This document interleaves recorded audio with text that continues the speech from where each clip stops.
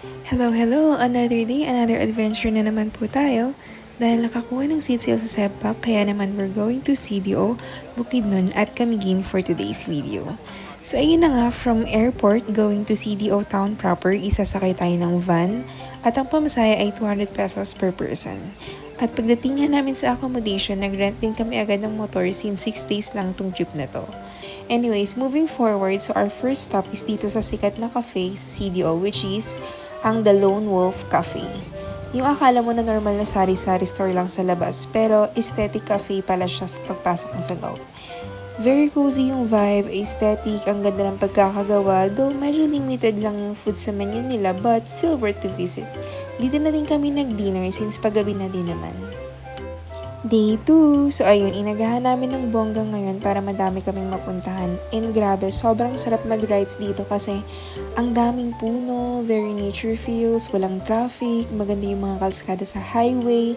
Samantalang sa Luzon, Diyos me, puro bako-bako at tinapala na lang ng bakal yung mga kalsada.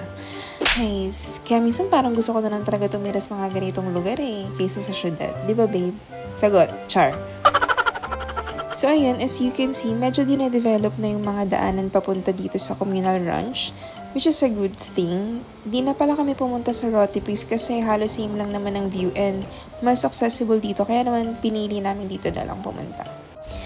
Yung entrance fee pala dito is 90 pesos each and then 50 pesos rent sa cowboy hat and then 250 naman kung gusto mo sumakay at magpa-picture sa kabayo. For the experience lang talaga yung pagsakay ko ng kabayo, pero honestly, naawa ako sa kanila kasi parang pagod na sila. Tapos ang bigat ko pa, diba? So I think never again. Picture is enough next time. Anyway, sobrang picture perfect nitong lugar na to. Para kang nasa loob ng painting. Mapapasabi ka na lang talaga na sobrang ganda talaga ng mga creations ni Lord. Si Chris nga, feel na feel yung pagsakay sa kabayo na akala mo talaga cowboy siya.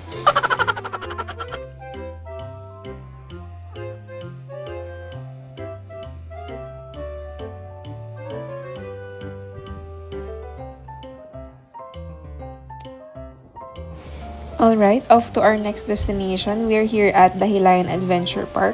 Ito yung mga pricing ng mga rides nila. Medyo pricey kaya naman yung pinakagusto lang namin na rides yung sinubukan namin, which is yung Razorback and Phaeton. And in fairness, na-enjoy namin ng bongga. Parang gusto mo pa mag-round 2 kapag na-experience mo na. Sana next time may only rides na. Charot. Ang strategy pala dito sa Razorback is dapat tuloy-tuloy yung under mo para ma-enjoy at masulit mo ng bongga kaysa nagsistop-stop. Di naman masyadong halata na na-enjoy ng isa dyan, diba? Tapos yung Phaeton naman, parang nakasabit na version ng Razorback. Medyo scary, pero kaya naman pala.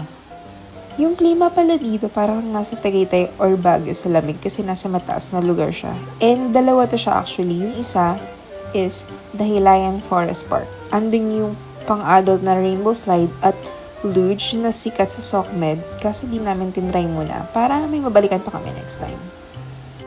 Next stop, actually hindi pala next stop kasi dinaanan lang namin yung mga tanim na pinya ng Del Monte tsaka yung mga pabahay nila sa mga employees nila. Amazing lang. Sana lahat ng malalaking kumpanya may mga paganitong benefits, no? Ang sarap siguro magtrabaho kung ganun. Day 3. Ngayon naman maliligo tayo sa Sinulog Falls and Bulao Cold Spring. Ang binayad pala namin is 320 pesos. Good for 2 packs na to at ma-access yun na both. Actually, sobrang bitin ang punta namin dito kasi going to Camiguin na kami pagkatapos. Dito yung sobrang sarap magstay mula umaga hanggang hapon kasi napaka-refreshing, napakaganda ng lugar, nature vibes. Tapos yung tubig sa pool is malamig din, which is galing dun sa cold spring. Sobrang perfect talaga to for summer. Fast forward, ayun na nga, muntik pa kaming hindi umabot sa last trip ng ferry. Thank God umabot. Ginabi nga lang kaya naman, nagpahinga na lang din kami pagkadating. Day 5, good morning. We're now here in Camiguin. O, di ba walang day 4? Kasi nagkasakit ang lola nyo. Ito talaga ang struggle ng mga trentahin pag madami pinupuntahan di ba?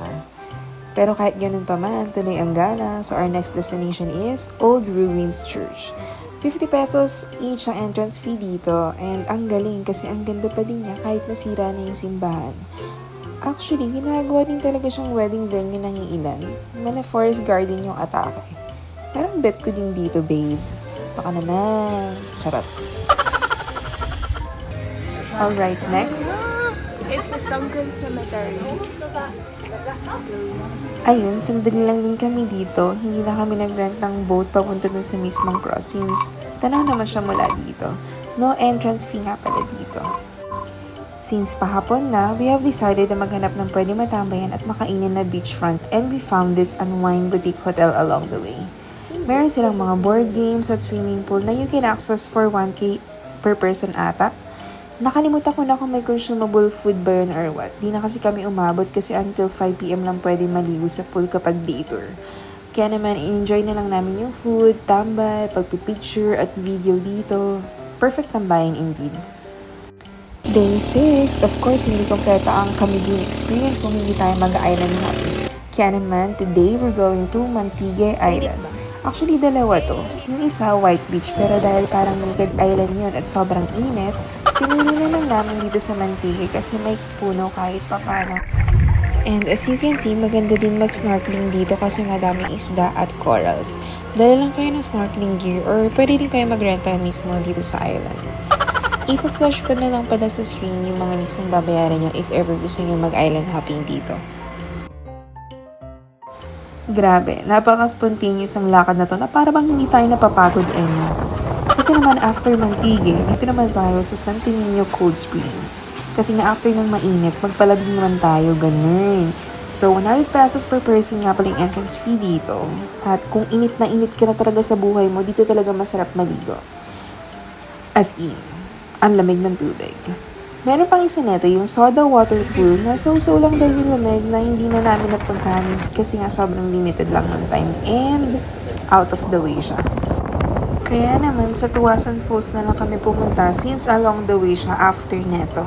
75 pesos entrance fee per head and goods naman, di lang kami nakaligo na kasi 5 PM na so for the picture at sightseeing na lang talaga.